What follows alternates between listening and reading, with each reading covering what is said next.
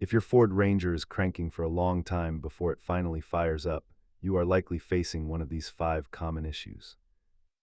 Over 65% of hard start cases on these trucks are linked to a drop in fuel pressure while the engine is off. Before you start throwing parts at the problem, let's go through the diagnostic sequence to find the actual culprit.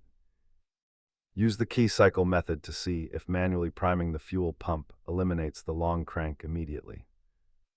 A faulty regulator or a leaking injector can cause the fuel rail to lose pressure, forcing the pump to work harder on startup. Don't ignore the basics like a dirty mass airflow sensor or worn spark plugs, which can hinder a clean cold start.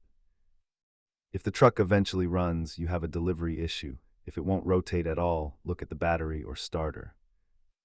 Cleaning your sensors is a $10 fix, while a full fuel pump replacement is the most expensive path. Use an OBD2 scanner to check for line codes that might point toward a vacuum leak or sensor failure. A fuel pressure gauge is the single most important tool for solving a long crank condition on a Ford Ranger.